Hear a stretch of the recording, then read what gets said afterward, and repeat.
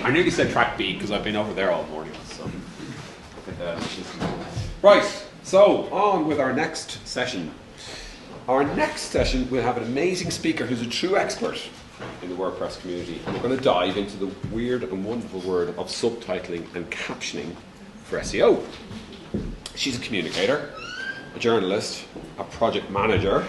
She's a researcher in tech and AI, and is a very active contributor to the WordPress project in lots of different ways, including being an organizer for WordCamp, WordPress Translation Day.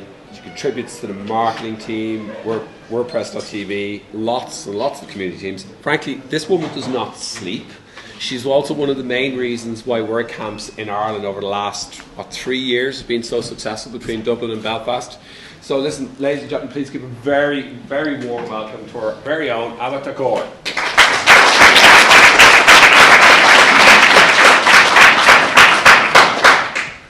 Well, good afternoon. Today we're going to have a bit of a journey because of a match that happens to be playing today. Our live streams that were planned into this session will not be possible, so we're going to try and cover those in text and with some slides instead. So please be patient, and we hope to make it a really nice learning session. So, quick show of hands. Who's ever subtitled? Okay, five or so people. Cool. And another quick question. I'm sorry, there's going to be lots of questions today.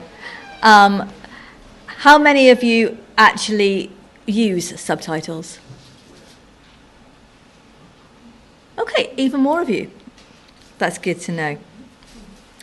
Well, to answer the question about whether to caption or not to caption, the answer is definitely a resounding yes, and I'm sure Shakespeare would not mind me using his quote to explain that.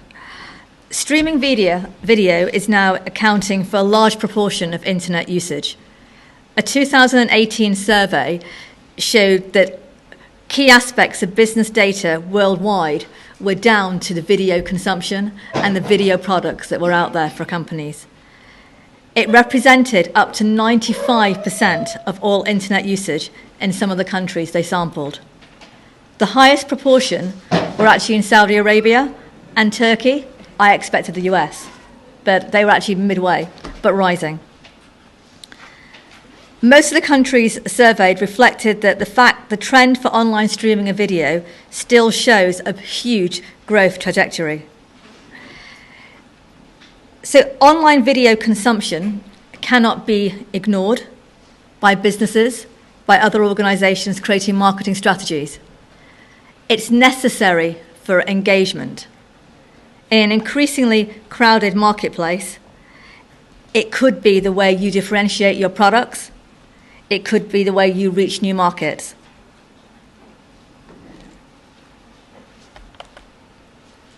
So I'm Abba Kaur. Thank you, Colin, for that introduction. I was so embarrassed that I'm now shaking from that. So a good way to start this.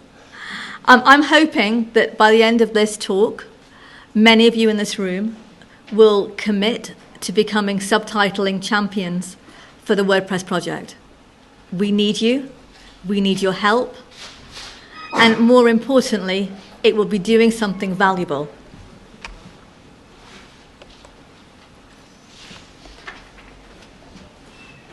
I do a lot of work with project management and businesses, and subtitling is quite often the afterthought.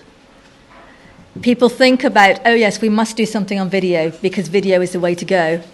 But they don't necessarily resource it. They don't normally think about what budget they need for video. And they certainly don't think about what budget they need for subtitling or captioning.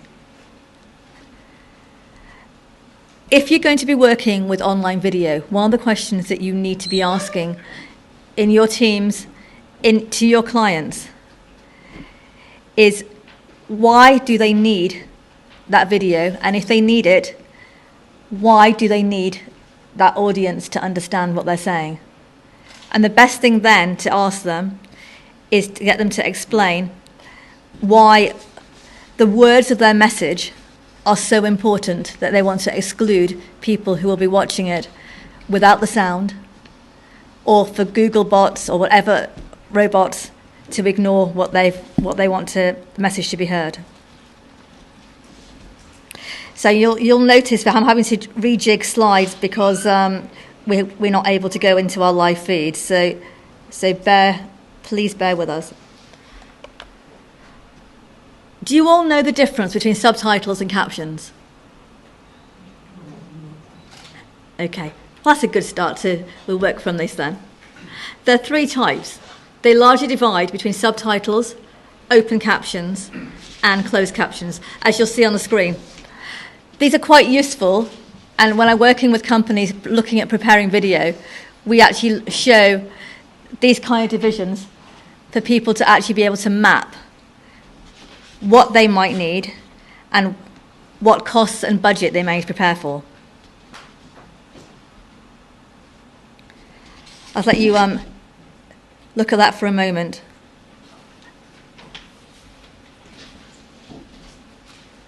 Subtitles and captions are quite often used terms interchangeably, but actually they mean very different things, as you'll see from the slide. Fundamentally, subtitles are a visual on-screen representation of the words that you're hearing on the audio track or video.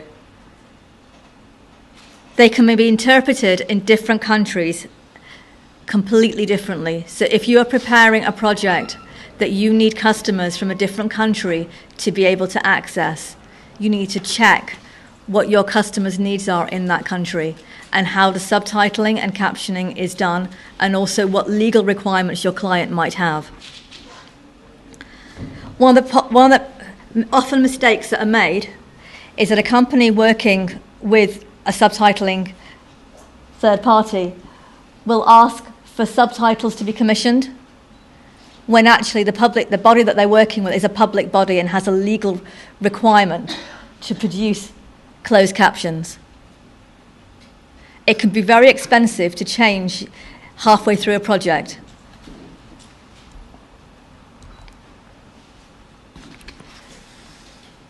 A question you'll often get from project managers or commissioners is, why should I bother?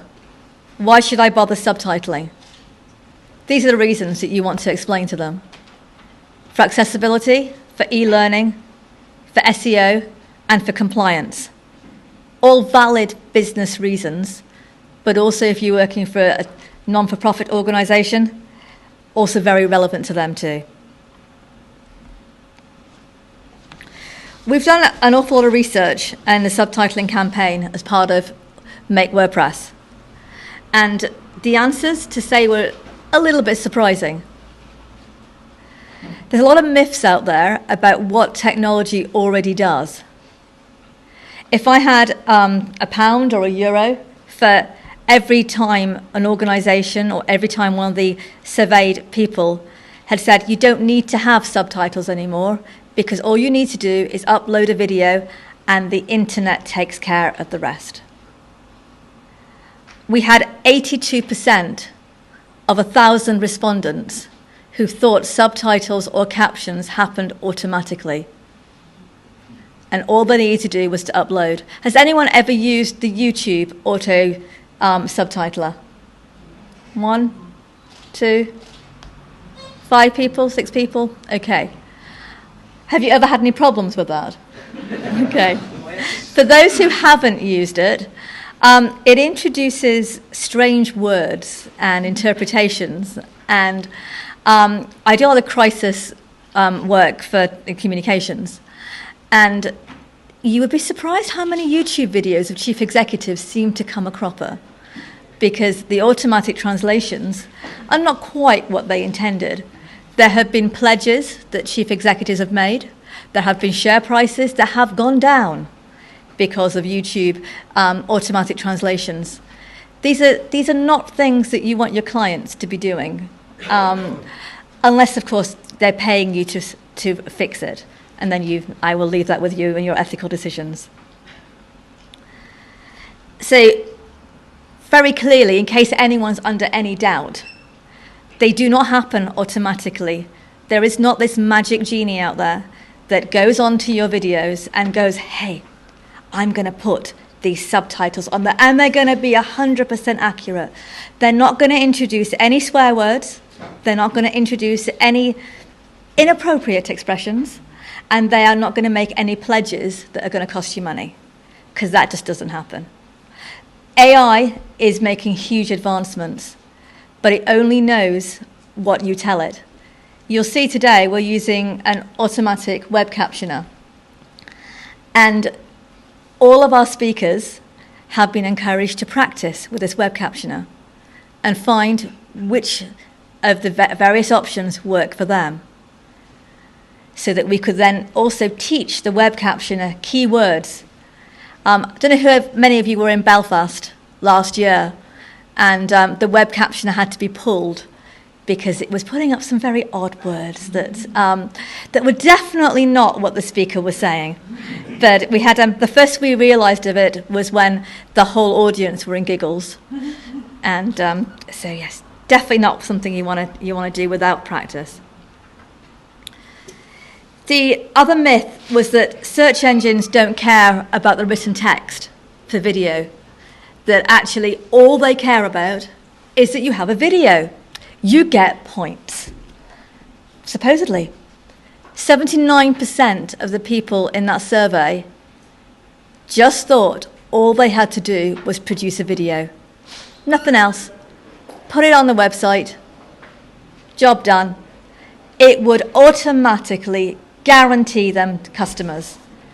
It would mean that their websites were young, were trendy, were doing what websites are meant to do. The fact that actually you couldn't hear the sound didn't seem to be a criteria. The fact that search engines didn't actually know what they were didn't seem to matter. But I can tell you that is a myth. Search engines really do care about the video, but they need to know what the video is about. They cannot read it. Technology is not that clever yet. They can't tell what's in it. They can't tell if it's authoritative. They can't tell if it's nicked from somebody else. They also can't tell if actually the messages in there are dissimilar from your competitor's organisation. So one of the things that's happening quite often at the moment is that a company will put up a video, maybe on its WooCommerce site, maybe describing one of its new fancy products. The video might be completely different from their competition. But as far as the search engine is concerned, it could be the same thing. So they might borrow, it's happened regularly, they might borrow the video, the text, the information from another video. Maybe great advertising for a competitor, not so good if it's your own video. A third myth is that accessibility does not relate to video, because the very nature of video means that it's visual. So if it's visual, it can't be an accessibility problem.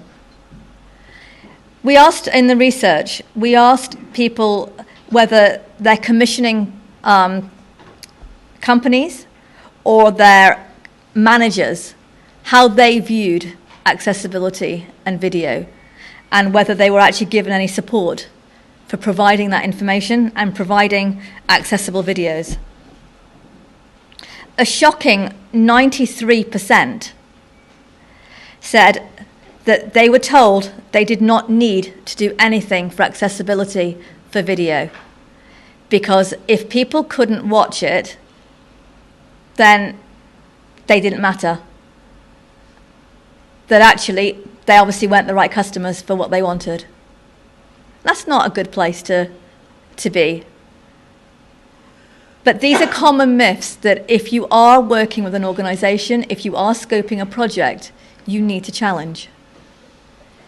You need to ask, have you thought about?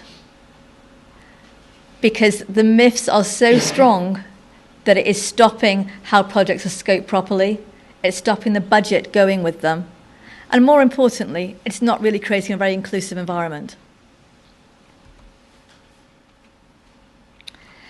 This quote came from quite a few people who actually have hearing difficulties. Now, that could be a hearing aid. That could be they've just been on a flight and actually their ears haven't popped yet. It could just be that the accents are so strong that they can't tell what is being said. But it is actually about access, hence we have the word access. And when you present it to your organisations as an issue about access, things tend to change. People do tend to listen because it stops being, oh, well, it's for other customers. We're aiming for everybody. When you start presenting your business case for the budget, for the scope, and you talk about access, people do start to listen. But it's not just about people who have hearing difficulties or who may not be able to understand particular accents.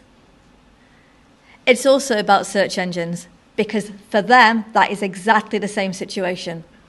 They can't access what people are saying.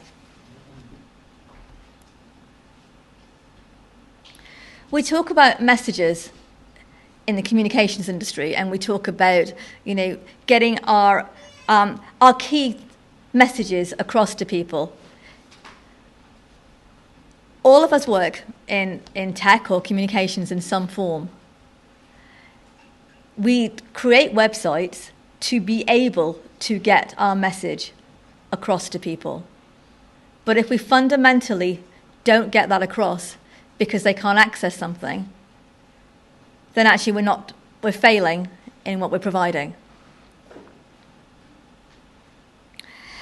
This is an example from a commercial video that was done by a very, very, very big multinational. That if you look it up, which I can't mention the name, you'll probably find. And this is what people thought was being said on the video. This was what the chief executive doing the video to deal with a new product, to deal with problems in his previous product, was actually interpreted as saying by the auto captions. Because anybody can go onto a video on YouTube, doesn't have to be the person who's actually created it, who's uploaded it, or even the person who owns the account. And they can press auto captions. And they get a version of what the person is saying. And that's what happened. Not surprisingly, this went viral. What he was actually saying was, people need to have trust in the product.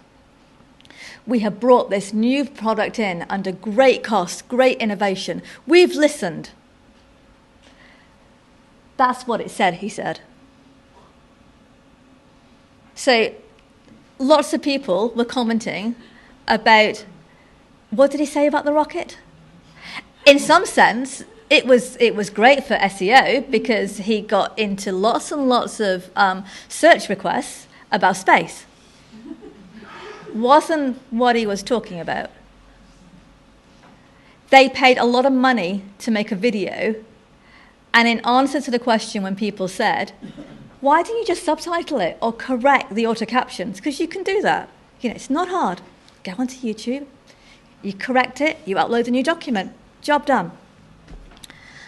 And I said, well, people can hear me. They want to hear what I have to say. I've told them the product's fine. Not what they heard. And when he was talking about, he didn't say, I don't like being kept in the dark. What he actually said was, we have brought our new products out from the dark into the light. Not quite what it interpreted. Didn't do his share prices any good. But more importantly, if you subtitle, you help people to hear you. You help people to hear your organization's key messages. All that stuff about branding, all the key information that we're all very keen to hear, to make sure is out there. Make sure that our posters, our booklets, our websites all say the same thing. Just have your captions and your subtitles say the same thing too. One of the other things that happen in that showed up in the research, but also showed up with working with both small businesses and a number of big corporates that did some research with us, is that they couldn't move their board of directors from the idea that, well, it has a picture. A picture is 1,000 words. So that's it. That's all we need to do. It doesn't even have to be a good talking picture. It can be a poor talking picture. It's up there. That's what will help drive our website SEO. That's what will help drive our product and people's interest in our product. Well, the only problem with that is that if you can't hear the words of a talking picture because actually the audio is really bad, or there's lots of background noises, or someone's child is screaming in the background because it's been recorded in their own rooms, because a lot of online videos a lot of your clients may not be big clients. They may have just recorded it in the only space that they have.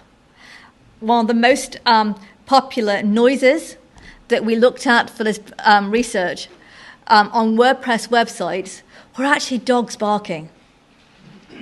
And the captions, you've got to play some of these subtitles and captions. They are hilarious. You're having a bad day, you want to watch YouTube and look at WordPress websites or videos, and it'll be literally barking throughout.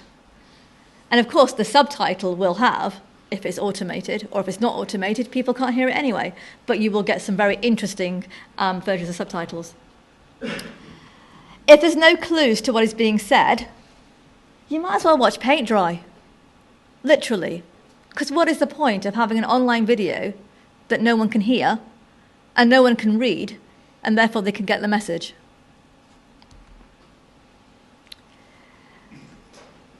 There are an estimated 350 million people in the world who have a hearing problem. It's actually quite a lot of people.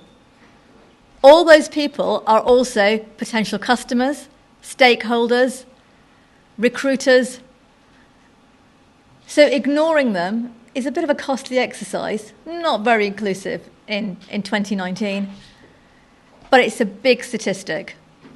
Also, if you're making a case for why you need to hire a company to subtitle, or why you need to allocate time, because it takes time sometimes if you've got a big project, reminding people who are commissioning about how many people have hearing issues is quite significant.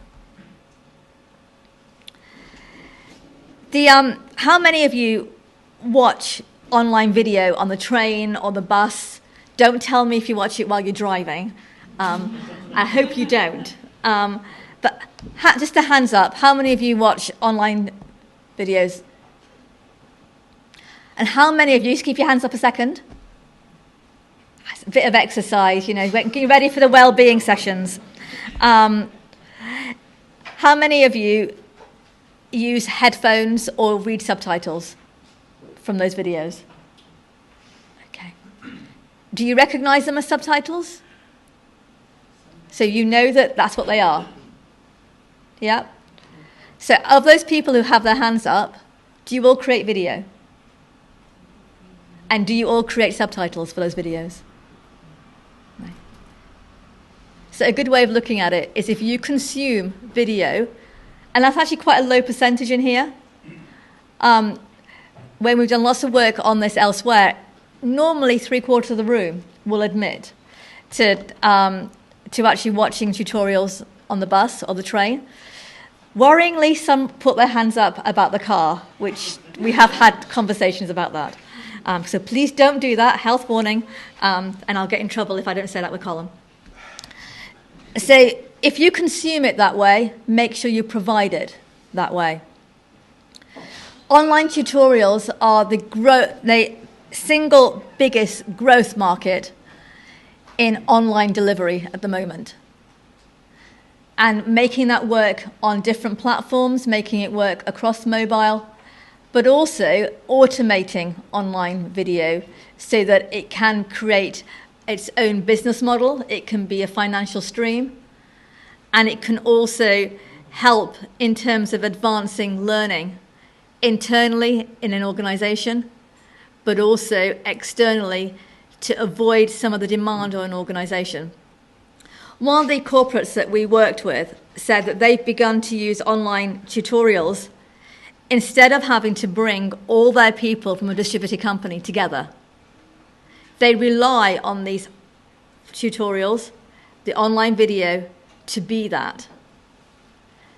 They spend a lot of money on creating those, but they have no budget to make that accessible, either in terms of disability or in terms of usability.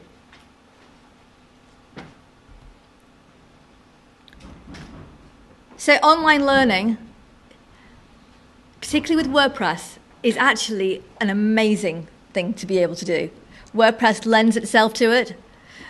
Later this weekend, we have a talk on putting in WordPress into learning environments.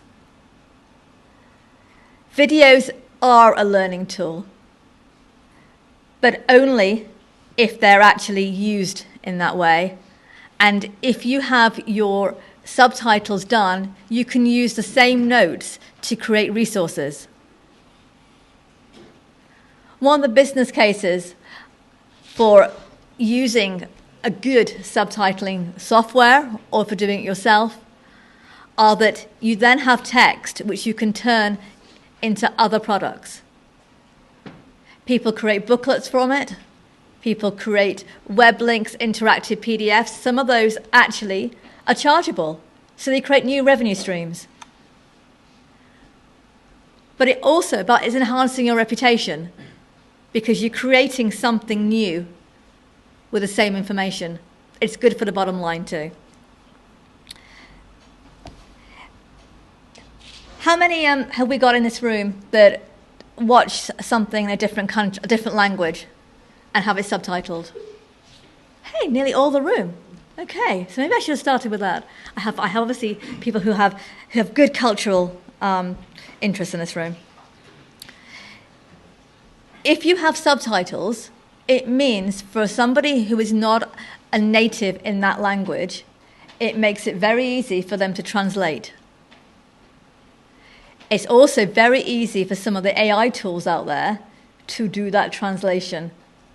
Some of those tools are improving. They're not perfect. They're as good as sometimes as the input. But if you have that raw material already, assuming it's accurate, remember that CEO, then it makes it so much easier to translate. Taking that back within a microcosm and looking at the WordPress community, how many of you translate for polyglots? Anybody in this room? We have to do something about that tomorrow. One of the biggest teams in WordPress are the polyglots, and they translate WordPress into hundreds of different languages. If you have a translation, it is much easier to check that translation against subtitles and know it's accurate. It's also much easier to do the translation in the first place because you can see and you can read, and it makes it easier than having to worry about people's accents, the quality of the sound, whose dog is barking in the background. And actually, you could carry on working when different time zones. So if you're in an environment where you're hot desking, you can still do something without having to worry about the sound disturbance to somebody else. This came from one of the 20-year-olds involved on the project, and she interviewed lots of people about SEO and subtitling, and she decided there was no other way to create it. And unfortunately, we were due to do a live stream with her today. She's been deaf since she was 2 years old. The only way she can consume any video material is through subtitling. And yet, she's one of the most eminent search experts in the world. This is how she describes it. The search monster really loves video with subtitles. If it's there, it helps your ratings. If it's there, it adds authority to how search engines work. If it's there, it shows that actually you are an inclusive organization or your product really cares. There are alternative search engines and the mainstream ones that actually have checklists for that. They actually have a checklist to see if you're a nice company in the sense of an open source company or a company that actually wants to do things to help others. The bots, because most of the stuff is automated, if it finds your video and it will search it a couple of times.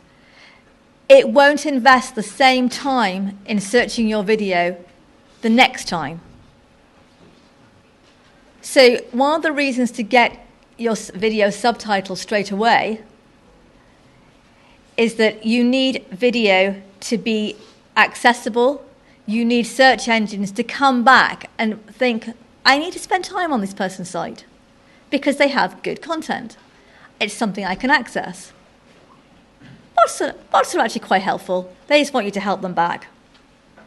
What you don't want is them to say, not understood, bits of content, has no value, I'm going to move on. With WordPress and the block editor, it's never been easier to put video into your content. But if you're going to do it, at least make it usable for the search engines.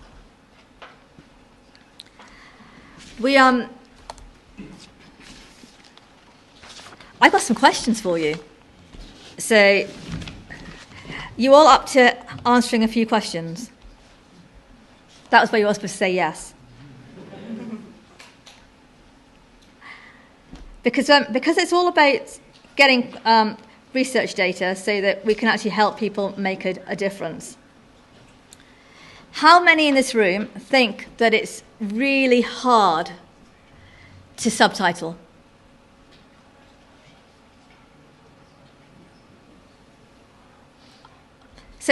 So that means that the majority of people in this room think it's really easy to do the subtitles. Would I be right in understanding that? Well, it's going to be one or the other, so we'll ask that question again. So it's not as hard as the question, do you watch video while you're driving? Yeah, that should have been an obvious one. How many of you actually think subtitling yourselves, doing it yourselves, is easy? 1, 2, it's growing. 3, 4. Oh, no, so I counted you twice. I apologise. Okay. So the rest of you think it's hard. Yeah. Have you tried it? Okay. The lady at the back there. What did you use? I used O-Transcribe, so I can control, like I'm typing myself. Uh-huh. It's not something I do regularly. I try to avoid it. I've used some of the sites, I can't remember the names off the top of my head, where you upload your video or audio file. It's usually for audio for me, but you upload and it'll do transcription for you, but then you need to go back and check it bit by bit. So it's actually, depending on the length of the piece of content, sometimes quicker if you're a quick typer to type. Okay. Yeah. That's useful. Anybody else? She was very brave. You've got to not leave her out there. Reg.com, I haven't used it, but my friend has. Uh-huh. What puts you off using it? It sounds complicated a little, but yeah, I want to, I intend to. Okay. Well, I actually have editors that do it for me. So if I told you that there was a way that you could all practice subtitling and there's lots of help available and it's free, would that be a good thing? Yeah. Yeah. Now, where's my friend Siobhan? So you heard that, didn't you? Yeah. You did? Okay, because she's going to take notes, so she's going to hold you to this. So, and you all know about WordPress, obviously. Yeah, you've heard of that big product, that's out there. It doesn't auto caption very well, by the way, if you ever have to try that. It has some interesting spellings with the second half of the word. So if you try it, it's not safe for me to say it here, so you can try it yourselves at home. Please don't share on social media. But there is a really easy way that you can practice, and you can make a big difference. And you're all into making a big difference, aren't you? Yes. So I'll ask that again. You're all into making a big difference, yeah? Yes. Just so the live stream can capture that, that's really important. Thank you, whoever did that. And they haven't given me any coffee yet today. Well, WordPress TV, all heard of that? Yeah? Slightly worrying that not everybody's heard of that. WordPress TV is a free online library of videos at WordCamps throughout the world. And WordCamps have been going on for about 15 years or so. So I probably got that wrong now. I'm probably going to get in trouble for saying that, but never mind. But there are videos. I'm just going to let the timekeeper know that, because it's a workshop at a different time.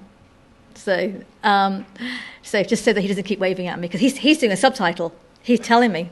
So I'm not ignoring you.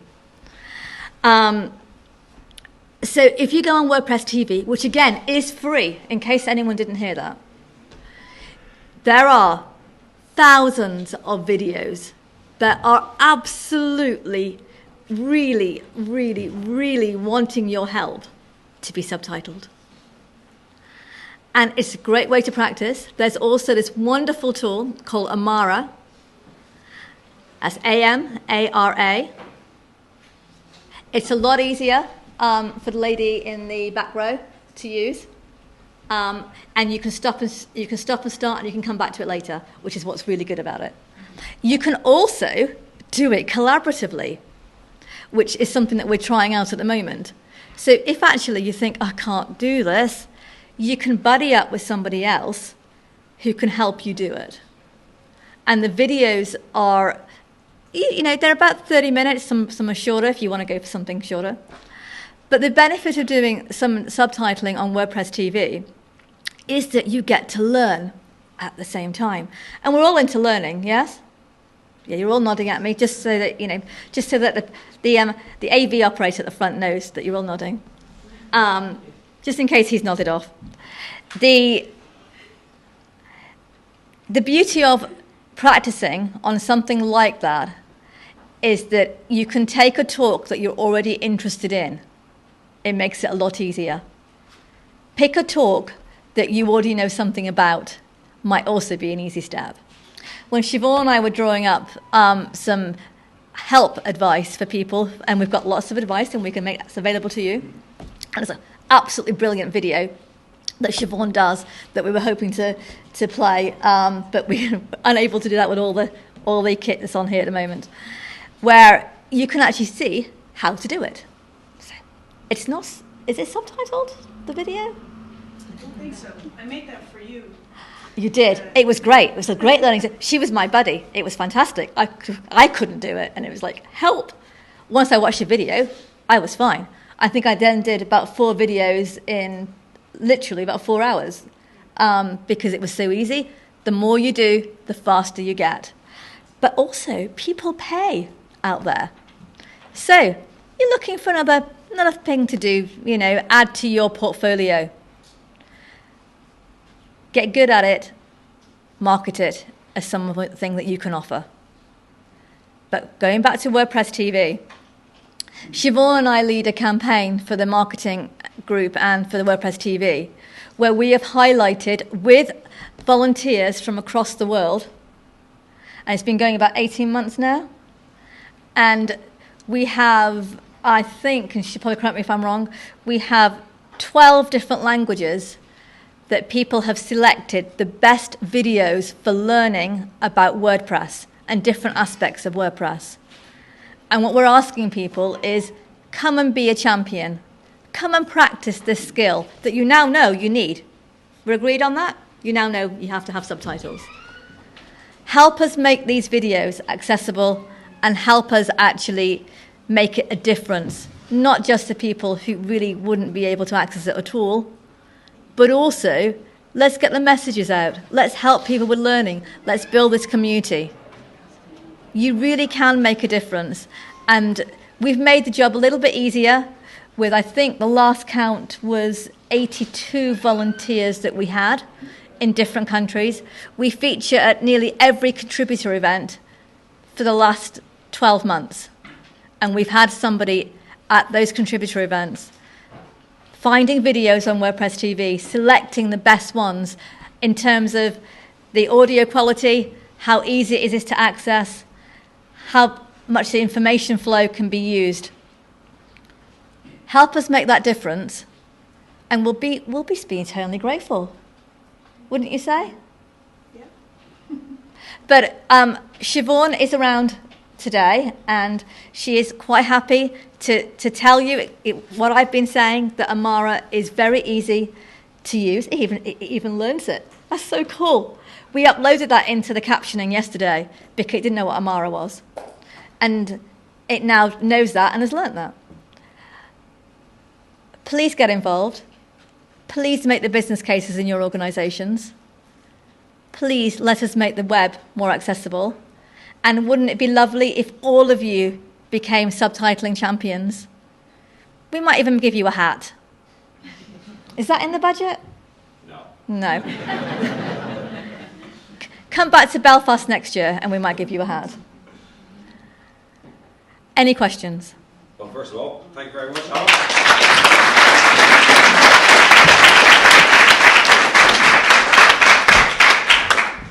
Can I start with a question? Just I suppose it's you.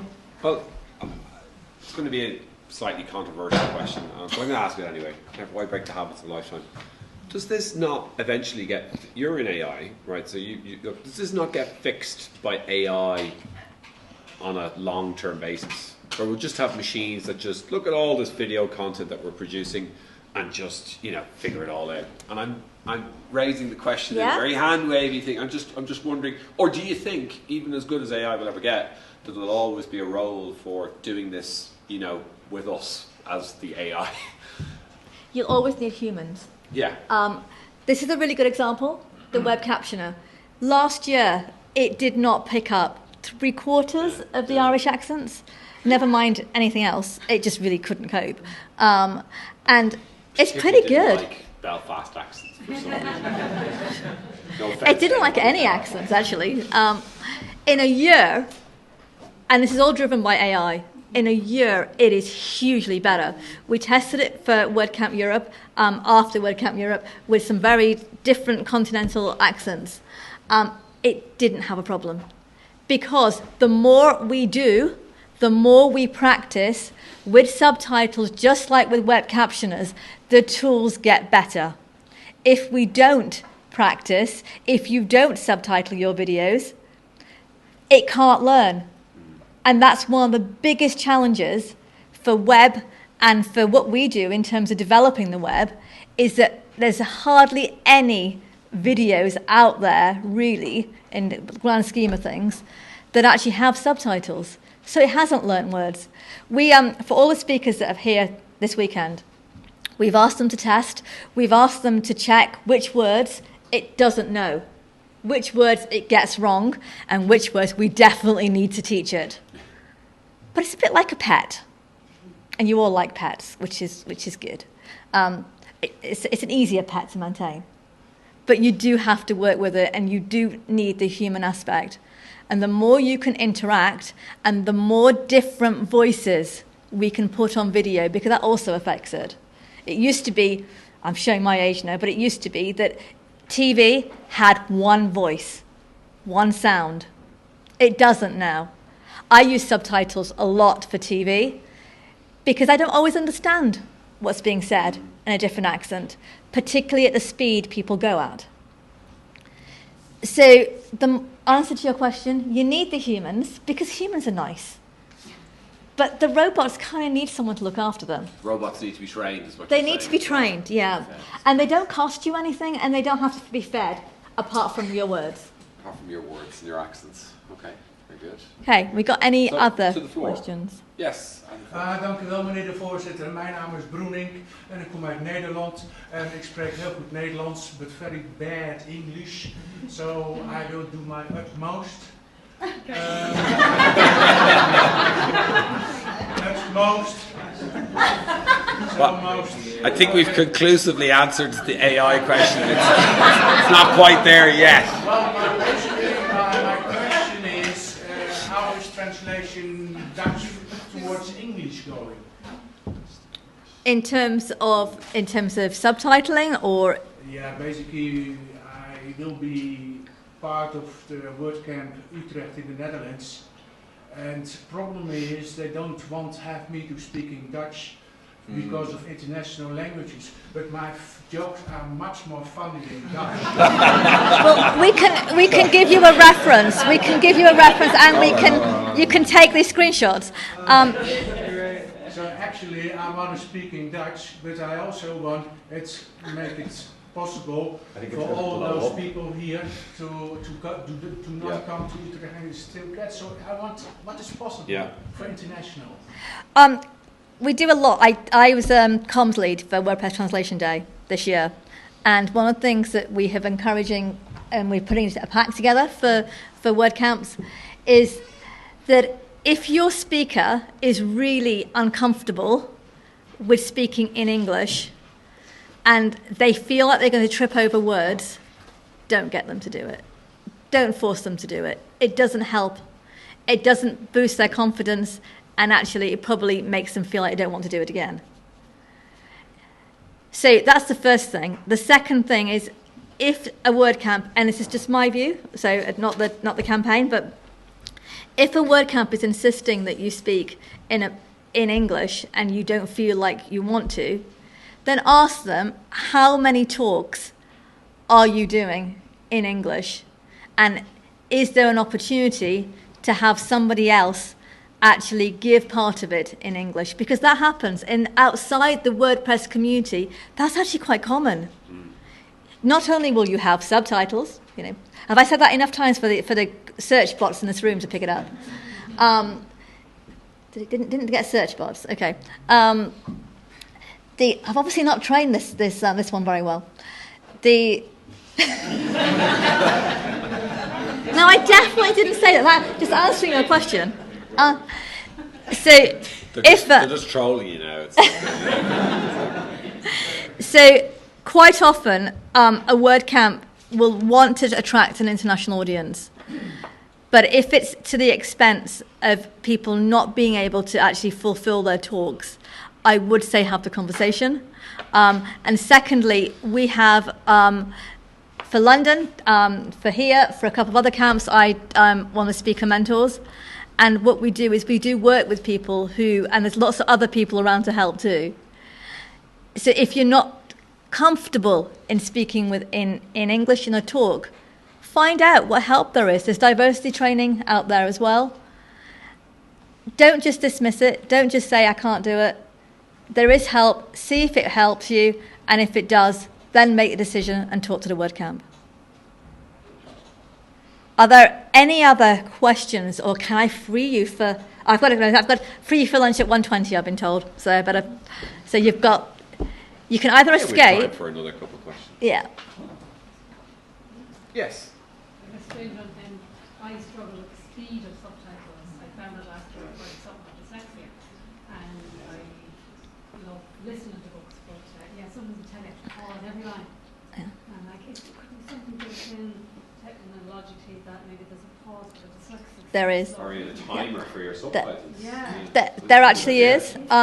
There's some amazing AI research that I've been part of, which is actually, because there's been a huge growth, as you probably know, in ebooks as well, and that same technology is being used to try and give different speed controls for subtitles and closed captions. It's harder with open captions, but it's actually quite possible with subtitles and auto captions. Some software, there's some amazing software out there for people with dyslexia now, and you can actually change the speed. Google was working on something recently as well. Talk to me after, and I'll just see some of the results that may help for you. But yes, and that's. I can't watch foreign stuff, it's too fast. I found even watching, was it Narcos, which was it was in Spanish. It was quite easy to follow the Spanish with Spanish-English subtitles. but I was watching a Gamora or one of the Italian ones. Those subtitles were just, they were gone. Like they were like, it was like, whoa, I'm gonna have to stop this. You know, it was like, it was really, there was a huge difference between the Spanish and Italian. And there's a limit to what people can do, because if the video itself is fast, your subtitles can't go slowly when your video is actually already finished.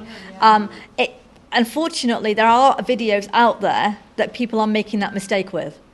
So, and some of the search engines are actually rating that in a more negative way, because though there are subtitles there, they're not synchronized. One of the things that Amara allows you to do, and also the new features on YouTube captioning, it allows you to synchronize the captions and the words and the face movements much more. And YouTube's have released a fairly new version of their subtitling tool about a couple of months ago, which is really good. And it's much easier to change the text, and it actually presents the boxes in such a way that you can add the text and you can rewind just that bit of what they're saying. Or could you get it to, because I consume all of this, I can listen to 20 hours straight, like, but so you could turn off the audio and just let something read the subtitles to you, say it's in a foreign language. Some can. Some can. Some of those are paid services, because they're specially built for particular browsers. But the technology is improving, and Amara, I know Siobhan will probably agree with me, has improved fantastically. And what you can do with it now, our help guide that we produced 18 months ago is out of date completely, because half the things that we're telling people you have to think about as you're doing don't matter anymore. You don't have to do it that way. It actually does some of those things. So again, going back to what Colin said, automation is making a lot of these tasks easier, and the more people can subtitle, again, my key message, the more people can subtitle, then these tools will learn the things that we need them to do. But also, there is a reason for the developers behind it to actually invest time. Because as you all know, you're not going to want to put time into a plugin if no one's using it. You're not going to keep it up to date. It is no different with the tools that are being developed, some by open source, if people are not using it. And at the moment, there is a shortage of vocabulary that these tools have in the tech world. So the more we can do, the more difference it will be. And hopefully, this time next year, having one of the people who actually can't hear delivering this will be far more effective. But we have to make the technology work, and we have to help that happen. Any more questions? Just a very quick one. On your diagram you had of the difference between subtitles, open captions and closed captions, which ones are actually the best ones? Is it a verbatim of This one? the dialogue? Yeah. I mean, of the three, which ones are we supposed to be using? Or are we supposed to use whichever one is appropriate? It's whatever one's appropriate. So if you work for a public body, and again, the laws change, the laws vary in different countries, but also how stringent the countries are varies. So part of it is down to whether your organisation wants to comply when there's no penalty, or whether they're not worried. I would always encourage people to comply with the guidelines, because there's reasons behind them. So if you're just creating a 10-minute corporate video, or a video for a WooCommerce site or any other of the e-commerce sites, then you're not going to need closed captions. What you're going to be needing is subtitles. A lot of medium-sized businesses now, if they're creating video featuring essential information, that they do not want a journalist to use an automated tool to just extract the information and then be quoted, because it increasingly is happening, and not just by journalists, but by people who see themselves as would-be bloggers, not actually doing it in a methodical way. And they will take an automated version and they will use that as the text for their story, regardless of whether it's right or not. Sometimes it makes a really good story, not very ethical, and I wouldn't advise it. So in those environments, they're using open captions. If they've got a very clear message that they want to not be switched off, that they want to be indexed, that they want to avoid having to provide a transcript for, and they want the journalist or anybody who's reporting on it to use, they will use the open captions because nobody can switch them off. Does that answer your question? Okay, so you choose really which one? You choose which is appropriate to you. For the majority of times, it's going to be subtitles. And are all three available in the whatever tools you use? Now, Amara is what you will use mainly as an open source tool. There's plenty of others around for subtitling. In terms of closed captions, there are specialist tools available. Some are open source. There are a couple of plugins that are being developed that will work with WordPress in the future because a new block editor makes that possible. It's still harder and it's more cost effective to use closed captions.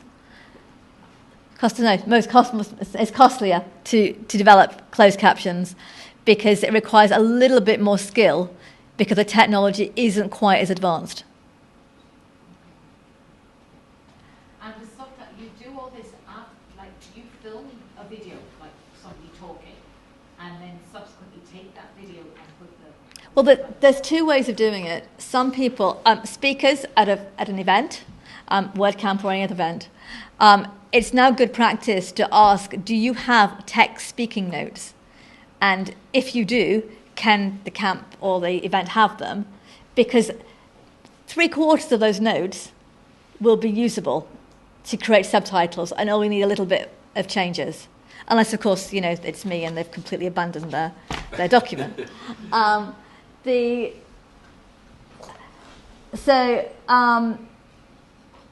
was trying to think of an example. Well, you'll also see, just while you're thinking of your example, say at WordCamp Europe, they do live captioning. So there's a captioning team who'll sit there and do captioning of the speaker in real time. So your AI is a team of humans who are there for the whole weekend who are literally subtitling in real time. So WordCamp London, we're extracting those files to create subtitles. But actually what's quicker now is that WordPress TV, which you now all know about, and it's all fantastic, and please tell Pascal that I've told you about it, so I get a point for that, it has a lot of its videos up on YouTube, and is increasingly going to do that. So once a video is up on there, you can press the auto captioner, and then you can amend them. So again, that makes it easier.